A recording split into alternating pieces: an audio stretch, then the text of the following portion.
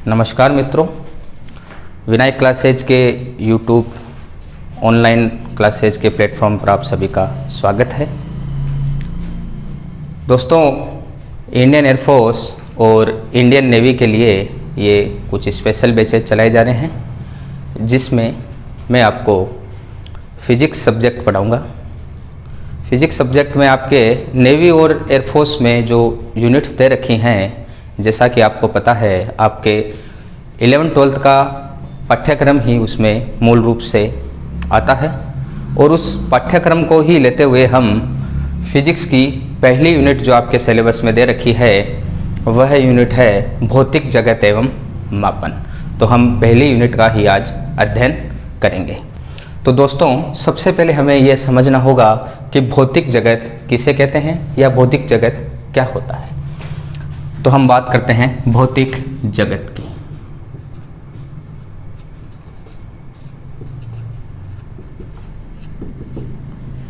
तो दोस्तों, जैसा कि शब्द से ही हमें पता चल रहा है कि भौतिक जगत का मतलब हमारे चारों ओर पाई जाने वाली प्रकृति, जिसमें हम हमारे आसपास के क्षेत्र को देख सकते हैं, हमारे देश को देख सकते हैं, इस विश्व को देख सकते हैं, इस ब्रह्मांड को देख सकते हैं, या मैं आसान भाषा में कहूँ तो पूरा ब्रह्मांड ही आपका भौतिक जगत कहलाता है।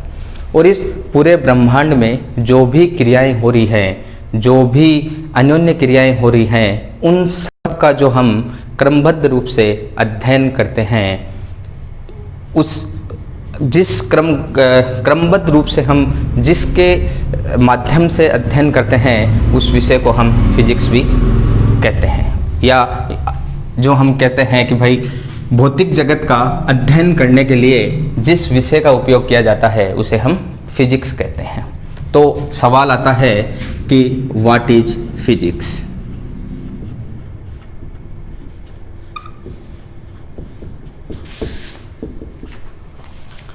तो सवाल यह है कि भाई फिजिक्स क्या है। तो हम कह सकते हैं कि वह विषय जिससे हम भौतिक जगत का अध्ययन करते हैं, फिजिक्स कहलाता है। हम प्रकृति में पाए जाने वाले नियमों का जिस विषय के अंतर्गत अध्ययन करते हैं, वह फिजिक्स कहलाता है। दोस्तों, फिजिक्स की दुनिया ही अपनी अलग होती है। यह फिजिक्स जो है वो अपने नियमों पर चलती है, अपने कुछ पर्टिकुलर इसके एजप्शंस होते हैं, पर्टिकुलर कुछ इसमें नियम होते हैं, उन पर ही चलती है। मैं अगर नियमों की बात करूं तो अपन बात करते हैं अरस्तु के ज़माने की। अरस्तु के ज़माने में ऐसा माना जाता था कि धरती जो है, हमारी पृथ्वी जो है, वो अपनी जगह स्थिर है और सूर्य जो है वो इसके चारों तरफ चक्कर लगा रहा है। तो लोगों ने कुछ सोचा, अपनी अपनी कुछ फिलोसॉफी लगाई, अपने अपने कुछ दर्शन लगाए और उन दर्शन के अनुसार उन्होंने कहा कि भाई पृथ्वी के चारों तरफ सूरज घूमता है, और लोगों ने जो भी सोचा उसको लिखकर रख लिया। फिर बाद में थोड़ा सा दुनिया आगे बढ़ी तो लोगों ने ये सोचना शुरू किया कि सूर्य तो अपनी जगह ही है, पृथ्वी उसके चारों तरफ चक्कर लगा रही है। तो लोगों ने ये सोचा और उसको भी सोचकर रख लिया। फिर जैसे जैसे दुनिया आगे बढ़ी, कुछ और नए नियम आए, कुछ और अलग रूल्स आए, और उन रूल्स ने हमारे को पीछे के ज्ञान से जोड़ा और ये बताया कि सन और अर्थ, सन जो है वो अपनी जगह ही है, और अर्थ या हमारी जो पृथ्वी है वो सन के चारों तरफ दीर्घवृत्ताकार कक्षा में चक्कर लगा रही है। तो थोड़ा सा जो पहले लोगों ने सोचा उसमें थोड़ा सा सुधार और हुआ, और उत्तरोत्तर इसमें सुधार होते गए, नए नए नियम बनते गए और फिजिक्स का क्षेत्र बढ़ता गया, और उसके बाद में अलग अलग क्षेत्र में बातें हुई। अब अपन बात करते हैं तो इसके क्षेत्र इतने ज़्यादा वृहत हो गए कि एक आदमी को सब कुछ पढ़ना सही नहीं रहा। तो लोगों ने यह कहा कि भाई आपको क्या पढ़ना है तो आप वही चीज़ पढ़ लीजिए। जैसे मैं एक सिंपल सी बात करूं तो जैसे ही आप लोगों ने कक्षा 10 पास की थी, आपके पास 3 ऑप्शन आए थे, आर्ट्स, कॉमर्स और साइंस। तो आपको लोगों को लगा कि मुझे साइंस में जाना चाहिए, तो आप लोग साइंस में आ गए। आपके लिए कॉमर्स और आर्ट्स सब्जेक्ट जो है वो साइड में हो गए, आप सिर्फ साइंस की स्टडी कर रहे हैं। ठीक उसी प्रकार हमारी फिजिक्स में भी काफ़ी वृहत जो है वो क्षेत्र है और लोग अलग अलग क्षेत्र में अपने अपने अनुसंधान करने में लग गए। उन्हीं अनुसंधानों में कुछ हमारे को लॉज मिले, कुछ हमारे को नियम मिले, कुछ सिद्धांत मिले और उन सिद्धांतों को हमने एक साथ एक नाम दे दिया, एक विषय दे दिया जिसको हम कह सकते हैं फिजिक्स। अब फिजिक्स हमें क्या करती है? तो फिजिक्स हमारे को 3 सवालों के जवाब देती है। 3 सवाल कि कोई घटना क्यों हुई, कोई घटना कैसे हुई और आगे भी ये घटना किस तरह हो सकती है। अगर अपन एक एग्जाम्पल लें तो मेरे हाथ में आप ये पेन देख रहे हैं, अगर मैं इस पेन को यहाँ से नीचे गिराऊं तो आप सभी जानते हैं कि ये नीचे क्यों आया। सबके पास सिंपल आंसर है, बिकॉज ग्रेविटी, गुरुत्वाकर्षण बल के कारण से नीचे आया। अब कैसे आया? तो कैसे का मतलब कोई ना कोई एक ऐसा मूल बल है जो इस पेन को अपनी तरफ आकर्षित कर रहा है। अच्छा, अब इसकी फ्यूचर की बात करते हैं तो क्या होगा? तो फ्यूचर की बात यह है कि आगे कभी भी अगर इस पेन को इतनी ऊंचाई से नीचे गिराया जाए या इतनी ऊंचाई से नीचे गिराया जाए तब भी ये क्या रिस्पॉन्स देगा? तो हमारे पास एक समीकरण आता है, हमारे पास एक न्यूटन की गति का नियम आता है। न्यूटन गति का हम नियम लगाएंगे और ये कितनी भी ऊंचाई से नीचे गिरे हम हर बार उसको नापने नहीं जाएंगे, हम सीधा फॉर्मूला लगाएंगे और उसका आंसर निकाल लेंगे। तो ये एक फिजिक्स की बात करते हैं कि ये क्यों, क्या और कैसे का जवाब भी हमें देती है। उसके अलावा फिजिक्स की इस फिजिकल वर्ल्ड को समझाने के लिए या इस भौतिक जगत का फिजिक्स के साथ नियमों को समझाने के लिए हमारे एक बहुत ही फेमस साइंटिस्ट हुए हैं, विख्यात साइंटिस्ट हुए हैं, अमेरिकन साइंटिस्ट थे जिनका नाम था रिचर्ड फिनमैन। रिचर्ड फिनमैन ने एक चेस बोर्ड या एक शतरंज का बोर्ड का एक कंसेप्ट दिया था। उस शतरंज की बोर्ड के कंसेप्ट में उन्होंने 8 बाई 8 के एक बोर्ड में कुछ फिजिक्स के नियम दिखाए थे। मित्रों, रिचर्ड फिनमैन का ये एक शतरंज बोर्ड है जिसे हमने बोर्ड पर दिखा रखा है। तो रिचर्ड फिनमैन ने क्या सोचा वो मैं आपको बताता हूँ। तो भाई शतरंज के खेल में ये होते हैं प्यादे, 8 प्यादे होते हैं। ये होता है हाथी, ऊंट, घोड़ा, राजा, वजीर और इसी क्रम में हाथी, ऊंट और घोड़ा, ठीक इसी क्रम में इसके विपरीत साइड में बैठे रहते हैं। तो रिचर्ड फिनमैन ने कहा कि भाई शतरंज के गेम में जैसे प्यादा एक घर चलता है तो इधर से भी प्यादा एक घर चला। एक प्लेयर ने एक घर प्यादे को चलाया, दूसरे प्लेयर ने एक घर प्यादे को चलाया और सीधा चलाया। तो एक वैज्ञानिक जो है उसने कहा कि भाई प्यादा जो है वो सीधा चलता है। यहाँ से इसने कुछ इन्फॉर्मेशन कलेक्ट करी, यहाँ से कुछ इसने सूचना कलेक्ट करी और कहा कि भाई प्यादा जो है वो एक घर सीधा चलता है और दर्शक ने मान लिया कि एक घर सीधा चलता है। दूसरे में बात करें तो यहाँ से एक ऊंट आया और वो ऊंट जो है वो टेढ़ा टेढ़ा चलता है। तो फिर से वैज्ञानिक ने बात नोट करी कि भाई एक ऊंट जो होता है वो टेढ़ा टेढ़ा चलता है। तो दर्शक ने ये बात अपने दिमाग में बिठा ली कि शतरंज के बोर्ड में जो ऊंट होगा वो बिल्कुल टेढ़ा टेढ़ा ही चलेगा। फिर उसने देखा कि यहाँ से एक घोड़ा आया और घोड़ा जो है वो 2.5 पैर आगे चलता है। तो यहाँ से दर्शक वैज्ञानिक ने देखा कि भाई घोड़ा जो है वो यहाँ से उठकर यहाँ आएगा और 2.5 पाँव चलेगा। तो ये बात उसने दर्शक को बताई और दर्शक ने कहा ठीक है भाई, मान लिया घोड़ा जो है वो 2.5 पाँव आगे चलता है। अब कुछ समय बाद ऐसा हुआ कि यहाँ से एक प्यादा आगे आया और यहाँ से एक प्यादा, ये प्यादा जो है वो भी आगे आया और इस प्यादे ने टेढ़ा चलकर इस प्यादे को मार दिया। तो वैज्ञानिक ने कहा कि भाई प्यादा जो है वो टेढ़ा भी चलता है। तो दर्शक ने कहा ऐसे कैसे हो सकता? आपने कहा कि भाई प्यादा तो सीधा चलता है, ये टेढ़ा कैसे चलने लग गया, ये तिरछा कैसे चलने लग गया? तो वैज्ञानिक ने कहा कि भाई कई रूल जो होते हैं उनमें संशोधन करना भी जरूरी होता है। जो जैसा हमारे को प्रारंभ में मिला था वो वैसा आज है ये कोई आवश्यक नहीं है। इसका एक एग्जाम्पल लें तो प्रारंभिक दिनों के अंदर ऐसा माना जाता था कि गति जो है वो निरपेक्ष होती है, अर्थात गति किसी के ऊपर निर्भर नहीं करती है। लेकिन जैसे जैसे गैलीलियो का ज़माना आया, न्यूटन का ज़माना आया, आइंस्टीन का ज़माना आया, तब तक ये चीज़ ये एक नया नियम बन गया था पुराने नियम की जगह कि भाई गति जो है वो निरपेक्ष नहीं होती है, गति जो है वो हमेशा सापेक्ष ही होती है। ठीक उसी तरह से न्यूटन ने पहले एक नियम दिया था एयर के अंदर, हवा के अंदर ध्वनि की गति का। उसके बाद में लाप्लास ने आकर उसने संशोधन किया और बताया कि हवा के अंदर न्यूटन के बताए अनुसार ध्वनि की गति ये नहीं होकर इसकी जगह ये होती है। तो हम कह सकते हैं कि भाई कुछ कुछ जो प्रारंभ के अंदर जो नियम चले हुए आ रहे हैं, तो भौतिक जगत में उन सब के नियमों की बाद में अगर कोई दूसरा नियम या उनका संशोधन हो गया तो नियम बदले भी जा सकते हैं। तो रिचर्ड फीनमैन ने इस पूरे शतरंज के बोर्ड को भौतिक जगत कहा। इस पूरे सिस्टम को भौतिक जगत कहा। और ये जो प्लेयर हैं, ये प्लेयर जो है वो प्रकृति है, और वैज्ञानिक जो है वो इन सभी चीज़ों की अध्ययन करते हैं, और ये जो दर्शक है वो हम हैं जिनको ये वैज्ञानिक कुछ नियम बताते हैं और उन नियमों का ही हम अध्ययन क्रमबद्ध रूप से करते हैं। तो ये होती है भौतिक जगत के बारे में बातें। और भौतिक जगत का जिस विषय में अध्ययन किया जाता है उस विषय को हम भौतिक विज्ञान कहते हैं। अब हम अपने सिलेबस का अगला टॉपिक शुरू करते हैं, मापन व इकाई।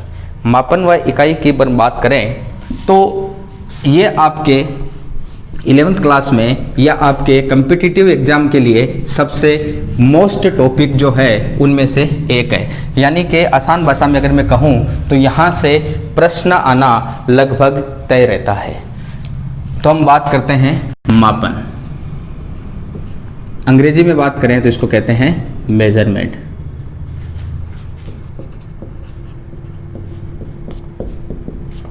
कि मापन या मेजरमेंट क्या होता है। देखिए मापन क्या होता है, मापन किसका कर सकते हैं। तो सीधी सी बात है, किसी वस्तु का मापन करेंगे तो वो वस्तु कौन सी होगी, तो वो वस्तु होनी चाहिए भौतिक वस्तु।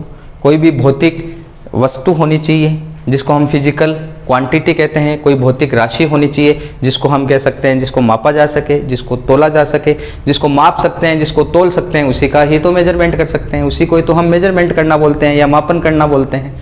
तो इसकी एक छोटी सी डेफिनेशन है, वो एक लाइन में आपको मैं बताऊं तो मेजरमेंट की जो डेफिनेशन होती है वो होती है कंपैरिजन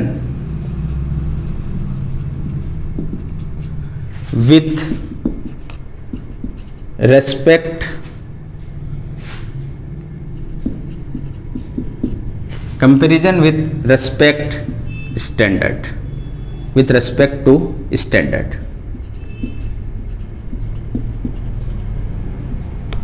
जिसको हम यूनिट भी कहते हैं। डेफिनेशन पर आपको दिमाग नहीं लगाना है, नहीं इसको याद करना है, बस एक बार देख लिया बहुत है। आपको इस चीज़ को समझना है कि भाई मेजरमेंट क्या होता है। एग्जाम्पल लें तो आपको ये बोर्ड दिख रहा है, यहाँ से लेकर यहाँ तक का बोर्ड है। मैंने कहा रिस्पेक्ट टू स्टैंडर्ड, इस चीज़ को समझना है। स्टैंडर्ड का मतलब आप लोग जानते हैं, हमारे इंची टेप होती है जिसको हम इंच टेप कहते हैं, जिसको हम आसान भाषा में फीता भी बोलते हैं, मेजरमेंट टेप भी बोलते हैं। वो टेप हो सकती है या कुछ भी आप जो स्टैंडर्ड मानो, आपकी इच्छा है वो मान लिया। मैंने स्टैंडर्ड इसको ये पेन माना है। मैंने मान लिया ये पेन मेरा कितना भी है चाहे, ये मैंने पेन को स्टैंडर्ड मान लिया। अब मैं इस पेन से इस चीज़ को मैं नापना शुरू करता हूँ। तो सपोज ये मेरे पास आए 15 पेन, सपोज ये मेरे पास आए 15 पेन। तो ये क्या आया 15 पेन, 15 पेन क्या है, तो 15 पेन जो है वो इस कॉर्नर से लेकर इस कॉर्नर तक की लेंथ है। तो मैं इसको क्या कहूँगा, लंबाई। L बराबर 15 पेन, ये मेरे पास आया एक स्टैंडर्ड। अब इसमें 15 क्या हुआ, कोई आंकिक मान है, और पेन क्या है, एक इकाई है। तो इसको मैं क्या कहूँगा, आंकिक मान। और पेन को मैं क्या कहूँगा, यूनिट, या मैं इस यूनिट को क्या कह सकता हूं, इकाई।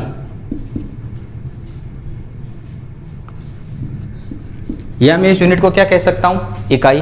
तो भाई लोगों ने इस यूनिट के ऊपर ध्यान देना शुरू किया और किसी ने कहा कि भाई सभी लोग अपनी अपनी मर्जी से पेन मान लेंगे, कोई अपने हाथ की अंगुलियों को मान लेगा, कोई जो है वो किसी लकड़ी का टुकड़ा ले लेगा, कोई जो है वो किसी धागे का टुकड़ा ले लेगा। तो ऐसे तो फिर वो कोई कंफर्म नहीं होगा ना कि भाई कितनी लंबाई होगी। सब अपने अपने हिसाब से तो नाप लेंगे, लेकिन दूसरों को बताने के लिए क्या करेंगे? तो दूसरों को बताने के लिए एक किसी भी भौतिक राशि के लिए कुछ स्टैंडर्ड्स यूनिट बनाई गई। उन स्टैंडर्ड्स यूनिट्स की हम अब चर्चा कर लेते हैं, ठीक है। अब जैसे मैंने आपको बताया कि ये आंकिक मान होता है और ये यूनिट या इकाई होती है। फिजिक्स में इस चीज को फिजिकल क्वांटिटी के लिए P बराबर NV इंटू यूनिट लिखा जाता है। N का मतलब न्यूमेरिकल वैल्यू यानी आंकिक मान गुणा यूनिट। आसान भाषा में अपन बात करें तो P is equal to NU। ये आपके पास एक फॉर्मूला बनकर आता है।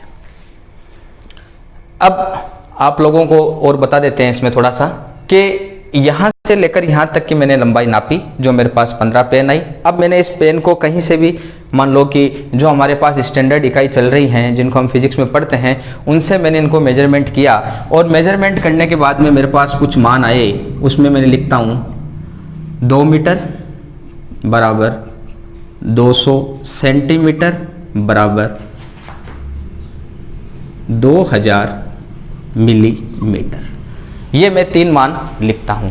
क्या ये तीनों मान मेरे सही है या क्या तीनों मान मेरे अलग अलग हैं? तो आप कहोगे, देखने पर आपको पता चल जाएगा कि 2 मीटर बराबर होता है 200 सेंटीमीटर के, 200 सेंटीमीटर बराबर होता है 2000 मिलीमीटर के, यानी ये तीनों ही सही है। लेकिन यहां से मैं बात करूं तो n बराबर में 2 लेता हूं तो ये मेरा हो गया न्यूमेरिकल वैल्यू, और u बराबर में m लिखता हूं, इसका मतलब ये हो गई मेरी यूनिट यानी इकाई। यानी मैं यहां से देख सकता हूं 2000 मीटर। ठीक उसी तरह से आपके पास 200 न्यूमेरिकल वैल्यू है और u बराबर सेंटीमीटर आपके पास इकाई है। इस चीज को अपन बात करें या इस चीज के ऊपर लिखें तो हम ये भी लिख सकते हैं N1U1 2m के लिए बराबर है N2U2 200 सेंटीमीटर के लिए बराबर है N3U3 2000 मिलीमीटर के लिए। ये तीनों चीजें बराबर है। अब मैं आप लोगों को एक चीज और बता देना चाहता हूं कि जब आंकिक मान छोटा होगा तब यूनिट बड़ी होगी और जब आंकिक मान बड़ा होगा तब यूनिट छोटी होगी। तो हम एक रिलेशन भी यहां से बता सकते हैं आपको कि जब n बड़ा होता है तो यूनिट छोटी होती है और जब n छोटा होता है तो यूनिट बड़ी होती है। देखिए 2000 मिलीमीटर, 2000 न्यूमेरिकल वैल्यू क्या है? बड़ी, तो यूनिट क्या आ गई? मिलीमीटर, छोटी। ठीक उसी तरह से 200 सेंटीमीटर क्या है? बड़ा है, तो यूनिट न्यूमेरिकल वैल्यू क्या हो गई? बड़ी, तो यूनिट क्या आ गई? छोटी। अब ठीक इसी तरह से अपन बात करें तो देखिए 2 मीटर यानी 2 क्या है? छोटा, न्यूमेरिकल वैल्यू क्या है? छोटी, तो यूनिट मीटर क्या हो गई? बड़ी। तो इस तरह से भी आप दिमाग में रख सकते हैं। तो ये होती है हमारे कुछ मापन की बातें। अब मापने के लिए कुछ स्टैंडर्ड्स, जो हमने कहा कि कुछ स्टैंडर्ड की बात करते हैं। कुछ स्टैंडर्ड का मतलब होता है कुछ मानक चीजें होती है जिनको हमने पहले से माप रखा है और उस मापन को हम रेफरेंस मानकर या आधार मानकर ही दूसरी चीज की बात करते हैं। तो अब मैं आपको उन चीजों की बात भी बता देता हूं कि भाई सिस्टम क्या होता है। हमारे विश्व में हर जगह एक सिस्टम चलता है जो पूरे विश्व के लिए समान है। तो उस सिस्टम में अपने को क्या देखने को मिलेगा, हम उसकी भी बात कर लेते हैं। तो सबसे पहले जो मापन पद्धतियां आई जिनको हम मेजरमेंट सिस्टम बोलते हैं, उन सब में सबसे पहले जो आया वो था CGS। सबसे पहले जो आया वो था CGS, और CGS को हम गाउसियन सिस्टम भी कहते हैं।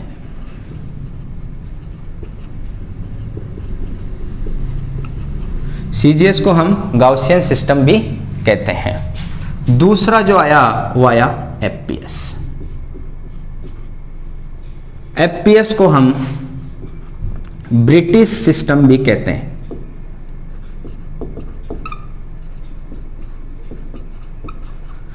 तीसरा जो था वो था आपका, जो आप अपनी पूर्व कक्षाओं में पढ़ के आए हैं, वो था एमकेएस, और एमकेएस को हम मीट्रिक सिस्टम भी कहते हैं।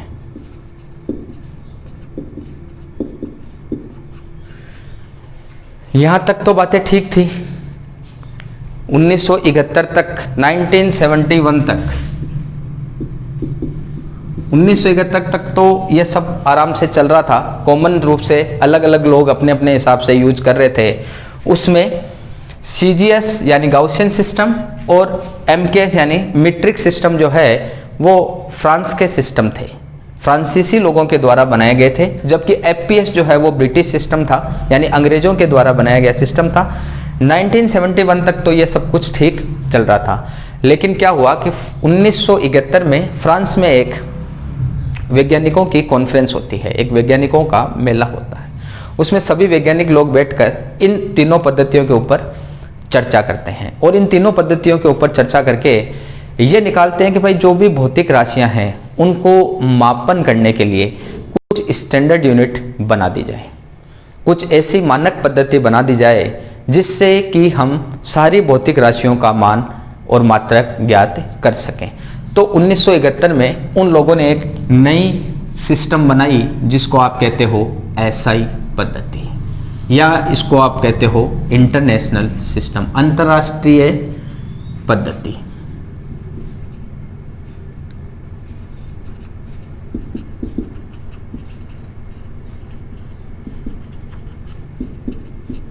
आसान भाषा में बात करें तो एसआई सिस्टम, इंटरनेशनल पद्धति, जो कि 1971 के बाद में मानी गई। और 1971 से पहले ये तीनों मानते थे। लेकिन अब बात करें तो फिजिकल क्वांटिटी जो होती है वो दो तरह की होती है।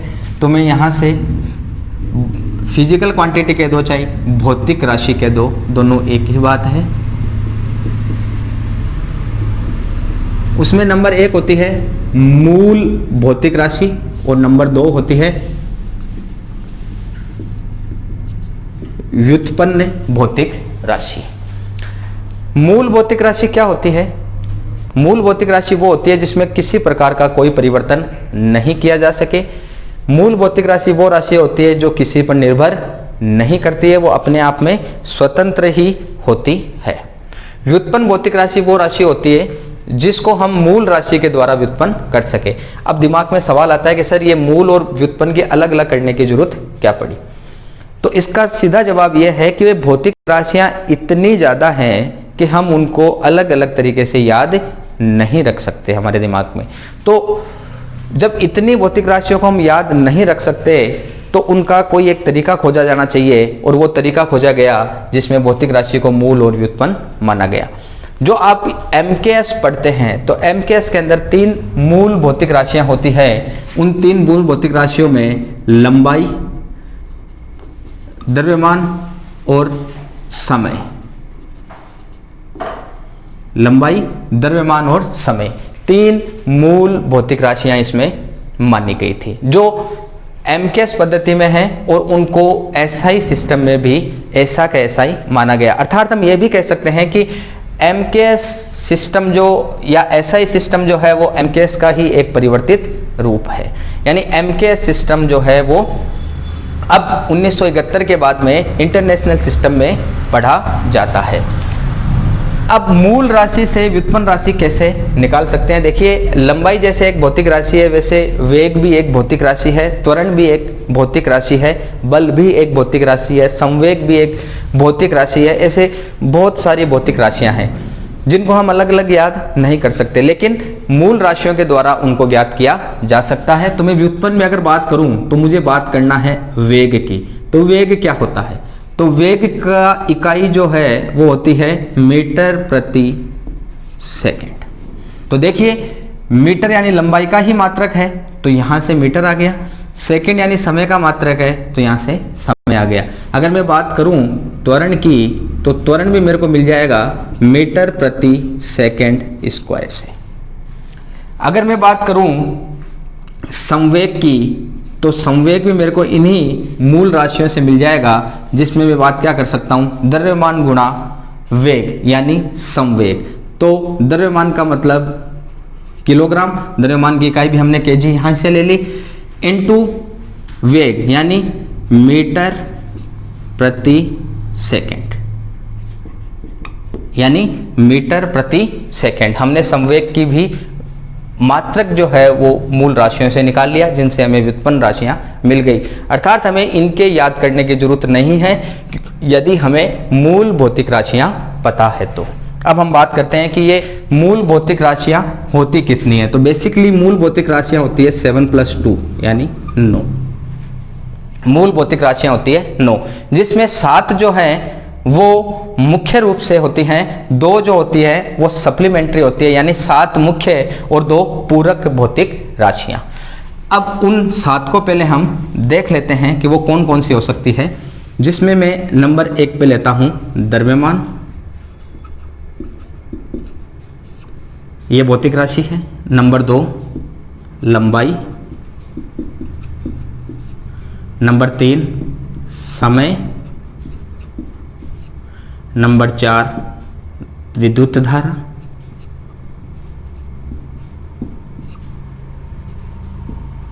नंबर 4 विद्युत धारा। नंबर 5 ताप। नंबर 6 ज्योति तीव्रता, जिसको हम ल्यूमिनिसिटी ऑफ लाइट भी कहते हैं, ज्योति तीव्रता। और नंबर 7 जिसको हम पदार्थ की मात्रा कहते हैं। ये आप कंफ्यूज नहीं होंगे द्रव्यमान के साथ, ये दोनों अलग अलग राशि है। ये पदार्थ की मात्रा, इधर हम इनकी ये फिजिकल क्वांटिटीज हो गई, भौतिक राशियां हो गई, और इधर हम इनकी यूनिट ले लेते हैं, इकाई। द्रव्यमान की इकाई हमेशा होती है किलोग्राम, जिसमें के छोटा जी छोटा। आपको कोई डॉट नहीं लगाना। अगर आप डॉट लगाते हो तो एसआई के अंदर अगर आप काम कर रहे हो तो अगर आप डॉट लगाते हो तो आप गलत हो जाओगे। लेंथ है लंबाई, लंबाई को हमेशा मीटर में नापते हैं, स्मॉल एम। इसमें भी आपको डॉट नहीं लगाना है, ना कोई शॉर्टकट लिखना है, एमईटी या कुछ भी आपको शॉर्टकट नहीं लिखना है, सिर्फ एम है तो मतलब एम। समय है तो केवल एस, SEC लिखोगे तो वो गलत माना जाएगा एसआई पद्धति में। विद्युत धारा में ए, आप AMP लिखोगे तो वो भी एसआई पद्धति के अनुसार गलत माना जाएगा, सिर्फ ए। ताप, जिसको आप केल्विन कहते हो, कई जगह ताप केल्विन है, लेकिन कई प्रश्नों में ताप को थीटा भी लिखा जाता है, तो ये आपको दिमाग में रखना है। लेकिन एसआई पद्धति में थीटा नहीं माना जाता है, सिर्फ के ही माना जाता है। ज्योति तीव्रता candela, small c small d। पदार्थ की मात्रा, इसको हम मोल कहते हैं, तो इसकी यूनिट भी केवल MOL ही होती है। मोल जो है वो आप केमिस्ट्री में कई बार सुनते हो, कई बार आपने देखा है केमिस्ट्री के अंदर। हमारे फिजिक्स में भी न्यूमेरिकल्स जब हम लगाते हैं तब हमारे पास मोल की कई यूनिट काम में आती है। तो आपके पास ये 7 जो है वो मूल भौतिक राशियां हैं, जिनके आपको ये यूनिट हमेशा के लिए याद होने चाहिए। अब इसके अलावा हम अगर बात करें तो हम बात कर सकते हैं, जो हमने 7 + 2 वाला आपको बताया था, उस 7 + 2 में 2 भौतिक राशियां और आती हैं, जिसको हम पूरक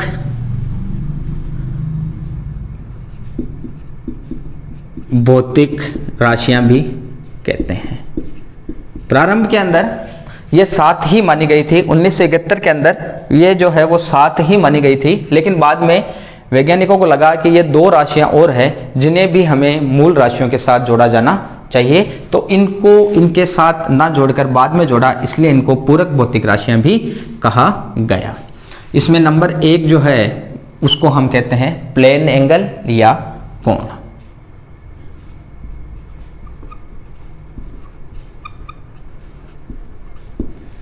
ठीक है, हम इसकी बात करते हैं। जब प्लेन एंगल क्या होता है, तो प्लेन एंगल का मतलब होता है बच्चों 2 भुजाओं से घिरी आकृति, 2 भुजाओं से घिरी आकृति। जैसे मेरी हाथ जो है उसको आप एक भुजा मान सकते हो, दूसरे वाले हाथ को भी एक भुजा मान सकते हो। ये जिस बिंदु पर दोनों मिलते हैं वहां जो आकृति बनाते हैं उस आकृति को हम कोण कहते हैं। ये दो प्लेन्स के बीच में भी हो सकता है, दो लाइंस के बीच में भी हो सकता है। हम मानते हैं कि भाई चलिए यहां से लेते हैं हम, ये कोई एक सतह हो गई, ये दूसरी सतह हो गई। तो इन सतहों से घिरी आकृति यानी यहां आपके पास जो कोण बनेगा थीटा, उसको हम कहते हैं प्लेन एंगल या कोण। ये हमारे को इस कोण का मान ज्ञात करना है, तो इस कोण के मान को ज्ञात करने के लिए मैं यहां से एक चाप बनाता हूं, एक चाप यहां से बनाता हूं, तो मैं इसे कह सकता हूं चाप। अब मुझे इस थीटा का मान ज्ञात करना है, तो अकेले चाप से तो होगा नहीं, तो मुझे क्या चाहिए, त्रिज्या। आप सभी जानते हो अब कि कोण बराबर क्या होता है, चाप बट्टा त्रिज्या। अगर मैं इस चाप को S कहूं और त्रिज्या को R कहूं तो न्यूमेरिकली मेरे पास क्या आ जाएगा, S/R। और इसका मात्रक होता है बच्चों रेडियन। कोण का मात्रक होता है रेडियन। अब आप कहोगे कि सर हम तो कोण का मान हमेशा डिग्री में लेते आए हैं, आपने रेडियन में कैसे बता दिया। तो बच्चों इसके लिए भी आपको एक छोटी सी बात बता देता हूं कि ये जो आप रेडियन मान रहे हो ये हमारी फंडामेंटल यूनिट है, मूलभूत इकाई है। लेकिन जो आप डिग्री में मापते आए हो वो आपकी प्रैक्टिकल यूनिट है। तो यूनिट भी दो तीन तरह की अपन बात कर सकते हैं। नंबर एक जो होती है वो होती है बेस यूनिट, आधार यूनिट। नंबर दो जो होती है वो होती है आपकी प्रॉपर यूनिट। और नंबर तीन जो होती है उसको आप कह सकते हो प्रैक्टिकल यूनिट।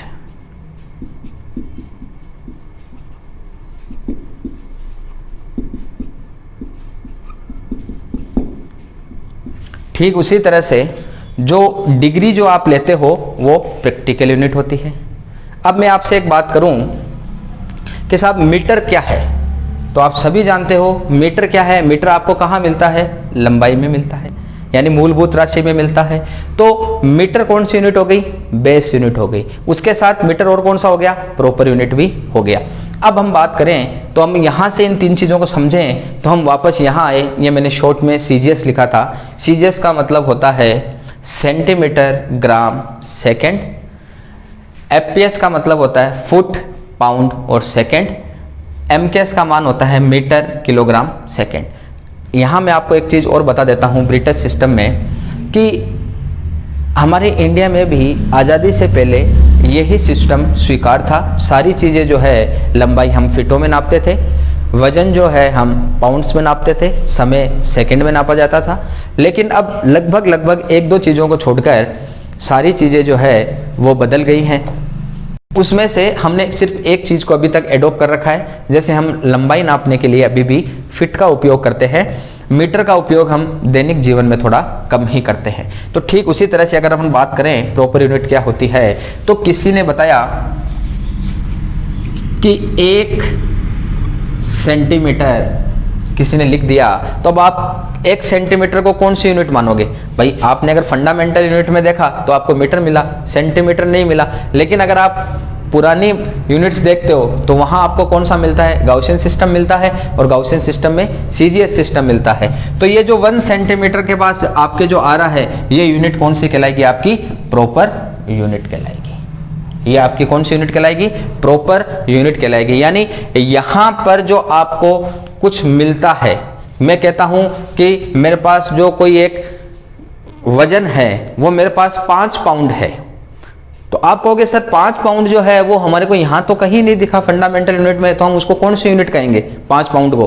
तो 5 पाउंड को फिर आप ब्रिटिश सिस्टम के अकॉर्डिंग, एफपीएस सिस्टम के अकॉर्डिंग, जो आपके पास एफपीएस पद्धति है उस पद्धति के अनुसार आप उसको प्रॉपर यूनिट में मानेंगे। तीसरी बात आपके प्रैक्टिकल की है ये, तो जैसे डिग्री है, रेडियन में आप नापते हो तो रेडियन आपके ऐसा ही पद्धति है, और डिग्री जो है वो आपकी प्रैक्टिकल यूनिट है। ठीक है बच्चों। तो अगर हम इस पे थोड़ी सी चर्चा और करें तो भाई ये कोण कितना होता है, तो मैं एक सर्कल बनाता हूं और इस सर्कल में या इस वर्त में ये देखता हूं कि यहां से एक कोण जो है वो कितना बना, यहां से एक कोण जो है वो कितना बना। तो आप डिग्री की भाषा में बात करोगे तब तो कहोगे सर 360 डिग्री बना, और जब आप रेडियन की भाषा में बात करोगे तब आप कहोगे सर 2 पाई बना। जब आप रेडियन की भाषा में बात करोगे तब आप कहोगे सर 2 पाई का कोण बना है। चलिए ठीक है, तो हम यहां से एक चीज उठा लेते हैं, तो हम कहते हैं, यहां लिख देता हूं, हम कहते हैं कि सर 360 डिग्री बराबर 2 पाई रेडियन, क्योंकि ये आपके कोण कितना बना है 2 पाई का बना है, तो इसको हम कह देते हैं 2 पाई रेडियन। अब आप सोच सकते हो इस चीज में, इसको और क्या लिख सकते हैं, हम इसको लिख सकते हैं 180 डिग्री बराबर पाई रेडियन, इसको ऐसे भी लिख सकते हैं। या हम इसको क्या लिख सकते हैं भाई, अगर आपके पास ये वर्त है तब तो 360 डिग्री बराबर 2 पाई रेडियन लिखोगे, अगर आपके पास ये एक सेमी सर्कल है, अर्धवर्त है, तब आप 180 डिग्री बराबर पाई रेडियन लिखोगे। और यदि आपके पास एक क्वाड्रेट है, यानी एक चतुर्थांश है, वर्त का एक चौथा हिस्सा है, तो आपको पता है कि ये 90 डिग्री का कोण बनता है, अर्थात 90 डिग्री बराबर आप क्या लिखेंगे π/2 रेडियन। यह बात भी आपको पता होनी चाहिए।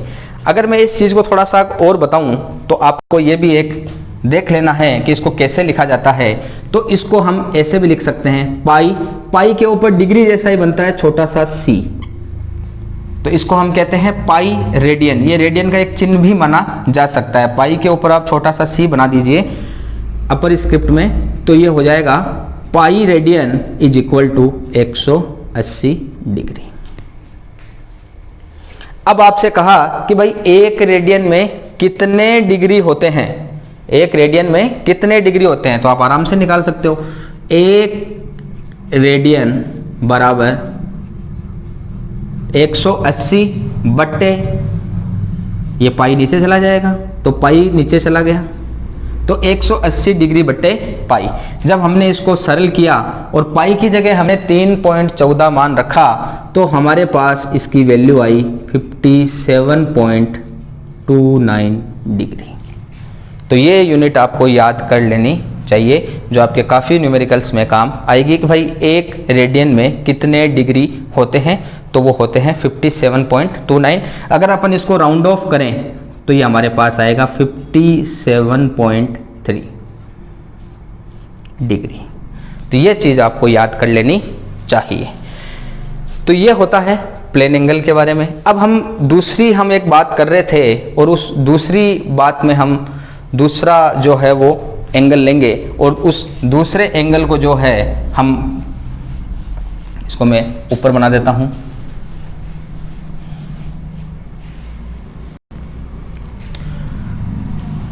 दूसरा जो एंगल होता है उसको हम ठोस कोण या सॉलिड एंगल भी कहते हैं।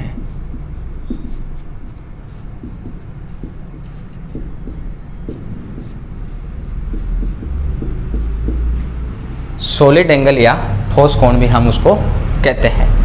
देखिए ये एंगल जो होता है वो आपको थोड़ा सा ध्यान में रखना है, ये 2D एंगल होता है, 2 डायमेंशन में होता है, और जो आपका सॉलिड एंगल जो होता है वो आपका 3 डायमेंशन में होता है।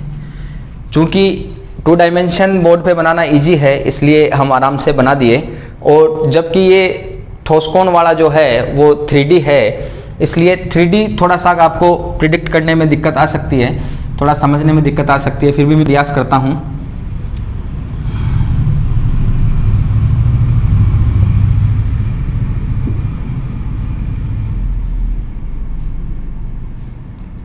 यहाँ जो एंगल बन रहा है, यहाँ जो ये एंगल बन रहा है, ये ठोस कोण कहलाता है।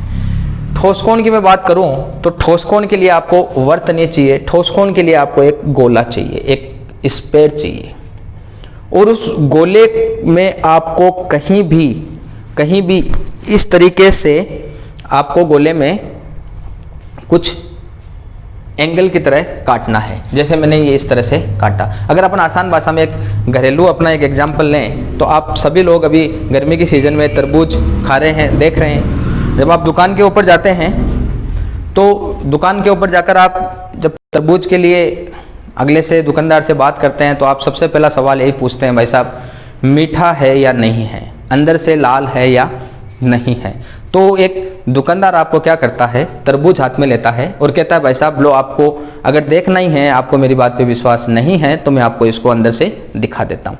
तो वो क्या करता है, जो ये तरबूज है, जो आपके पास ये तरबूज है इस तरह का, तो यहाँ तरबूज के चाकू से यहाँ एक कट लगाएगा, यहाँ एक कट लगाएगा, एक कट सामने लगाएगा, एक कट पीछे लगाएगा और आपको यहाँ से एक इस तरह की एक शेप निकाल कर दे देगा। उस शेप को आप देखोगे तो वो आपको लंबाई, चौड़ाई और ऊंचाई तीनों में दिखेगी, यानी 3D में वो शेप दिखेगी। और वो जो शेप उसने तरबूज से काट कर निकाली है, उसी शेप को हम फिजिक्स में ठोस कोण या सॉलिड एंगल कह सकते हैं। पुनः आपको याद दिला देता हूं, ये एक गोले का ही या गोले में से ही काटा हुआ एक भाग होता है जिसको हम सॉलिड एंगल कहते हैं। ठीक उसी तरह से हमने यहाँ एक चाप लिया, उसी तरह से यहाँ इसका एक सरफेस एरिया लिया जाता है जिसको हम ए बोलते हैं, क्योंकि ए तो पूरे गोले का एरिया है। तो आप सभी लोग जानते हो डीए का मतलब इस अल्प भाग का एरिया हो गया। ठीक उसी तरह से जैसे इसकी त्रिज्या ली तो उसी की त्रिज्या ली जाती है जिसको हम आर कहते हैं। चलिए ठीक है, तो इसका फॉर्मूला कैसे लिखा जाता है, तो कोण बराबर यदि थीटा लिखा जाता है तो सॉलिड एंगल बराबर डी ओमेगा लिखा जाता है। यहाँ डी ओमेगा लिखने का मतलब यहाँ से आपने एक पर्टिकुलर एंगल ही चूज किया है, क्योंकि पूरा एंगल तो गोले के लिए है। तो यहाँ से मैंने ले लिया D omega is equal to D A बटे आर स्क्वायर। ये आपके पास सॉलिड एंगल का एक सूत्र आ गया, यानी ठोस कोण के लिए आपके पास ये सूत्र आ गया। अब इस सूत्र में आप चाहो जैसे बदलाव कर सकते हो। अब चूंकि आपके पास ये क्या है, आपके पास ये क्या है, आपके पास ये एक गोला है, तो गोले का पृष्ठीय क्षेत्रफल क्या होता है। अगर अपन मैं गोले की बात करूं कि साहब ये मेरे पास एक गोला है और पूरा गोला जो है उसके ऊपर कितना कोण बनेगा वो आपको यदि निकालना है तो आप कैसे निकालोगे कि भाई डी ए कितना होता है गोले का, तो हम जानते हैं गोले का पृष्ठीय क्षेत्रफल जो होता है वो 4 पाई आर स्क्वायर होता है। तो डी ए की जगह आप क्या लिख दो, 4 पाई आर स्क्वायर। ठीक, क्योंकि ये आर स्क्वायर जो है वो गोले की ही त्रिज्या है और यहाँ जो आर स्क्वायर लेंगे वो भी गोले की त्रिज्या आएगा। तो आर स्क्वायर ने आर स्क्वायर को हमारा बचा कितना, 4 पाई। तो एक ठोस कोण पूरे गोले पर कितना कोण बनाता है, वो बनाता है 4 पाई। अर्ध गोले के लिए निकालेंगे हम, क्वार्टर गोले के लिए निकालेंगे तो ये फॉर्मूले ठीक उसी क्रम में चेंज होते जाएंगे। और ये होती है हमारी भौतिक जगत और मापन की बातें। नेक्स्ट लेक्चर में हम इसी चीज़ को थोड़ा आगे बढ़ाएंगे, इसी टॉपिकों को हम आगे बढ़ाएंगे और आगे सीखेंगे कि इसमें हम क्या और नया पढ़ेंगे। धन्यवाद।